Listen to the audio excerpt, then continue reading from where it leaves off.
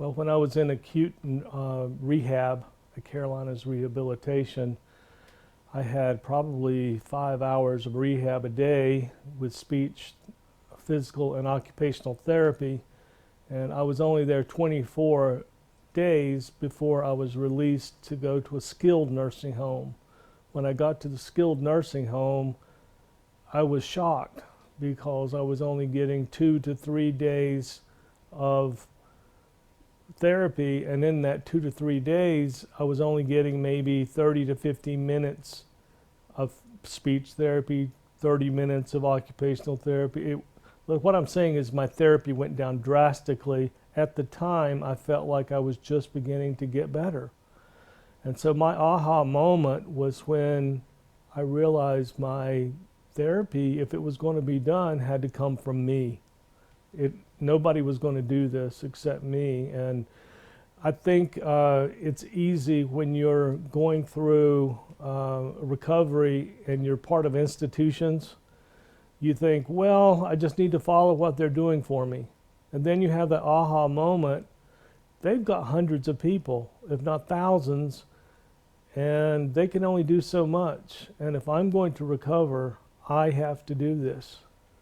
And it's my only hope. And so you're going to recover or you're not. And so it comes from within. And that's my aha moment.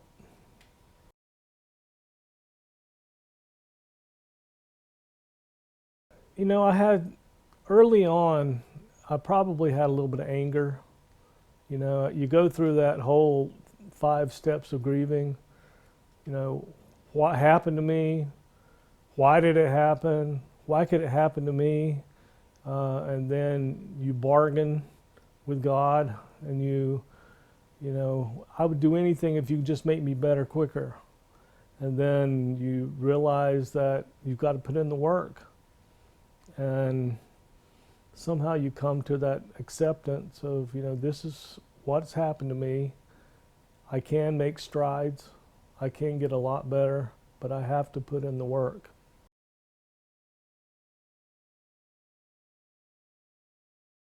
Part of keeping a good attitude, first of all, for me, was the fact that I had a good support system. I was fortunate, even though I've never been married, I don't have any children, I was fortunate to always work with college students or be part of organizations. And the moment, even my companies I work for, I must have had hundreds of people reach out trying to find what went wrong with me, where was I, why was I not communicating, and I felt loved and supported.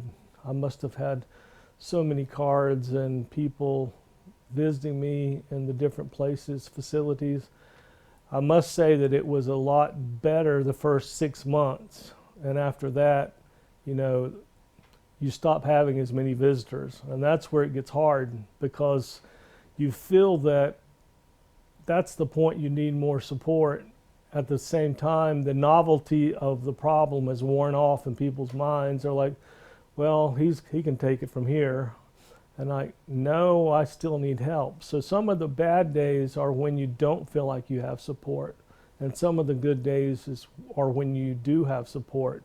But it gets even more complicated than that, because as a stroke survivor, especially in the early months, you go through bouts of being very tired and needing rest. You know you need to do your exercises. So you do your exercises, then you take a nap, and then before you know it, it's too late to have visitors over.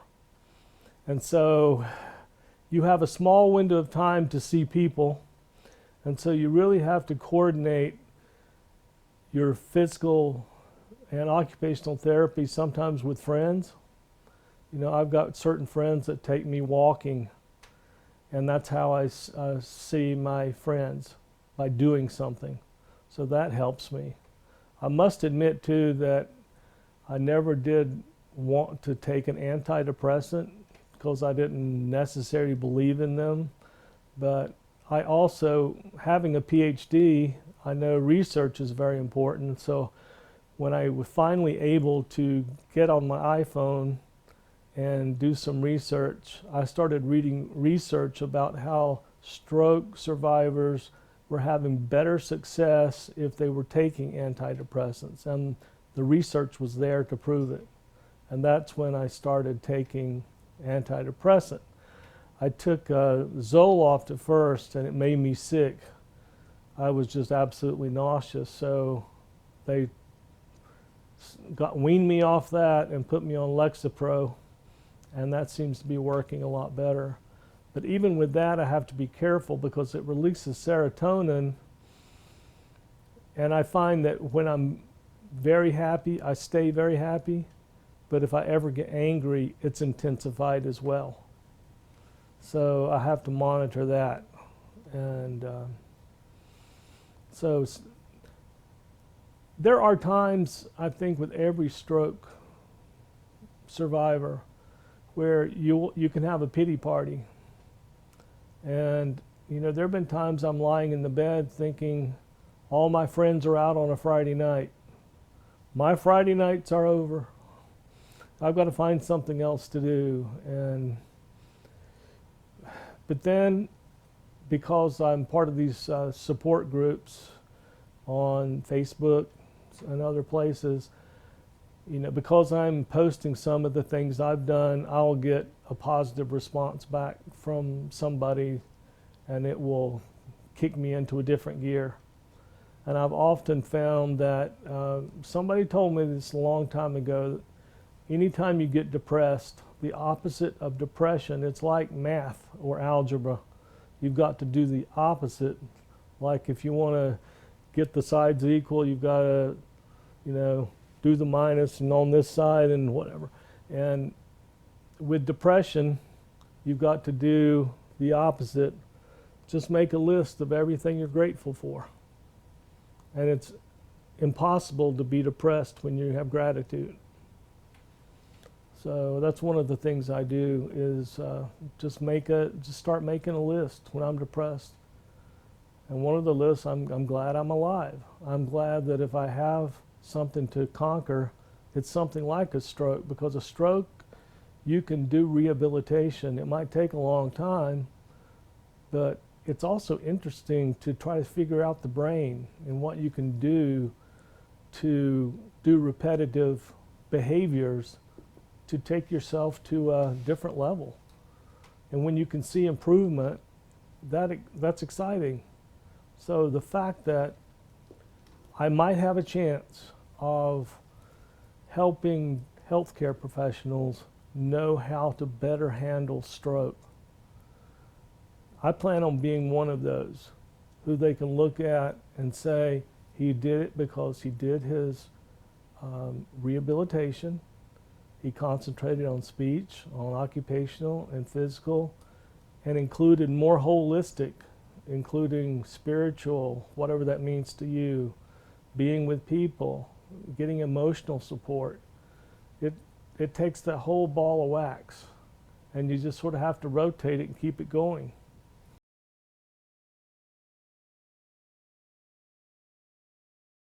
At first, when I was in my rehabilitation, I thought there must be some master plan. And if I could just get the playbook, study the playbook, and I will work it diligently. But then I realized there isn't a playbook. And if there is, everybody's got a different one. You really have to be your own therapist. I've had some great therapists, and they provided me with so much help. But in the end, you have to try it out, see what works. Everybody's stroke hits in a different place in their brain, and I might be at a different level when they're trying to get me to work on something, and I have to go home and try it, like passive resistance or something, and I might have to help my arm do it, and then all of a sudden I'll have that light bulb on and go, it's moving further today than it was yesterday. So you really have to go home and try. The other thing for me that's a motivator is I'm 59 years old, that's not the oldest or the youngest person. I'm in the middle, somewhere in there. But my parents had a fairly healthy life until they were early 80s. And so I realize I'm on a time clock. And if I can get back to some semblance of normality in the next year or two, it will help me have a good quality of life in my 60s and 70s. So I don't feel like I have a lot of time to waste. I need to get this moving. So I have a sense of urgency.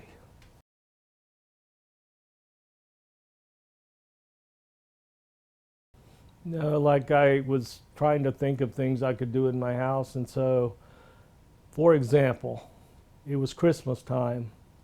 I said, what can I do that's fun? I said, okay, so let's do the 12 days of Christmas.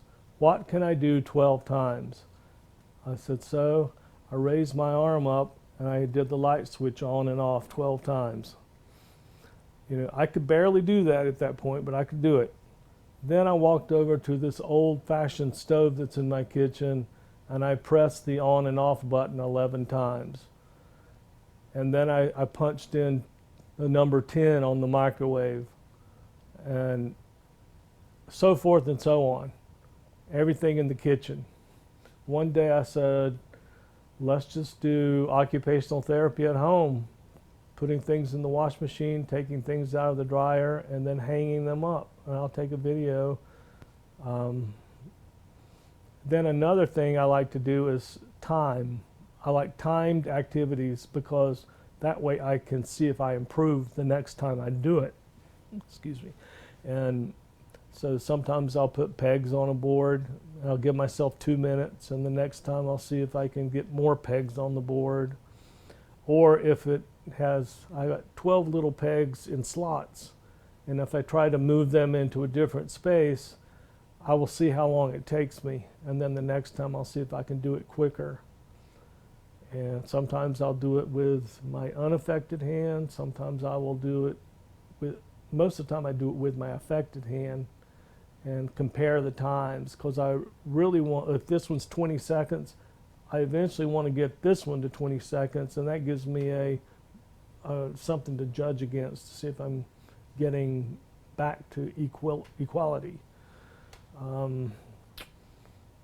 I've got one of my friends makes violins, and he does woodworking, and so he brought me plane, and if I get side by side with the plane and do this motion, it helps my subluxation in the shoulder, and it helps me use that shoulder. My shoulder is my weakest area right now, along with my foot drop, and shoulder subluxation. So.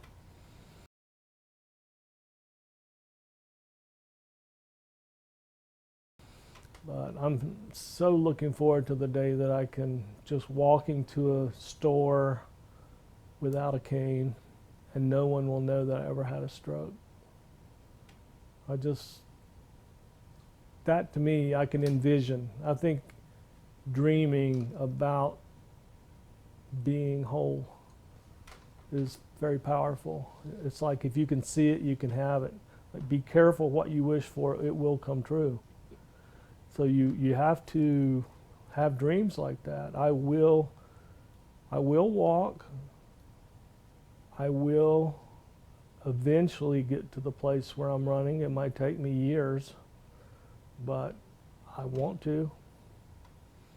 I want to be able to, talking about some of my dreams, I want to be able to type again. I'm now playing my trumpet with these vowels. I'm not playing it 100% like I should, but I'm doing that, and I think within a few months it'll be pretty good. I want to be able to get on a laptop computer and type. I used to be able to type 85 to 90 words a minute, and that's how I did my PhD dissertation myself. And that kills me that I can't type that quickly because I could just speed through documents. And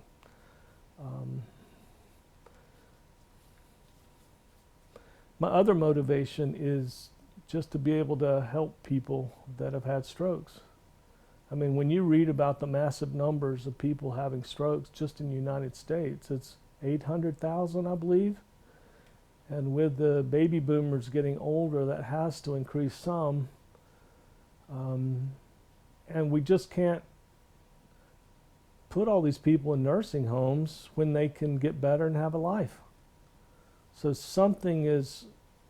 we have to do something through therapies, through expectations and healthcare, to make more people better. Because I believe that there's thousands, tens of thousands of people that are probably wasting away in a nursing home when they don't have to be.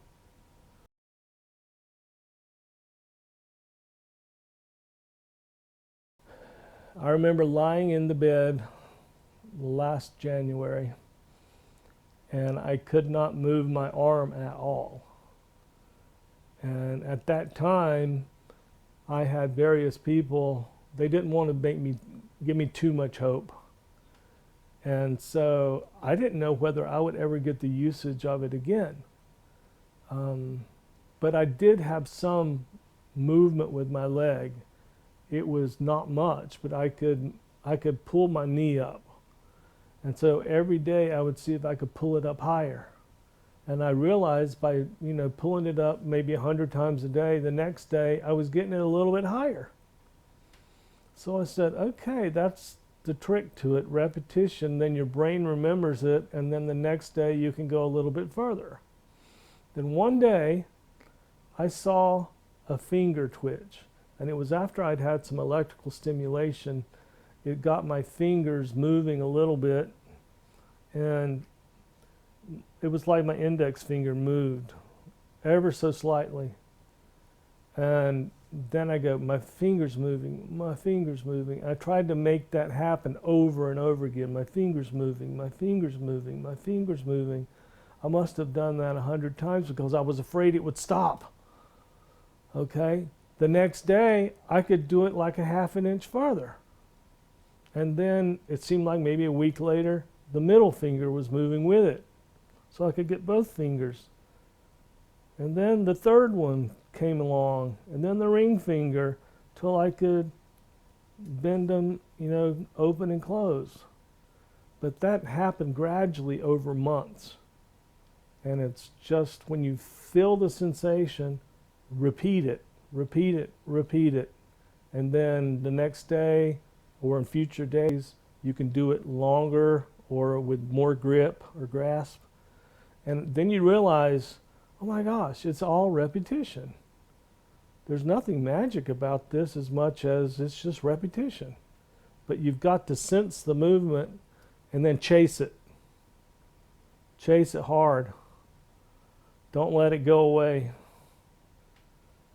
And there's something magic that happens when you're asleep at night and you're dreaming about it, and you can see yourself throwing a ball, or you can see your arm, or you're at your high school homecoming and you're trying to raise your number one. This is as far as I can get it. Or you're trying to put your hand over your heart for the national anthem. It's just like, I can do that now.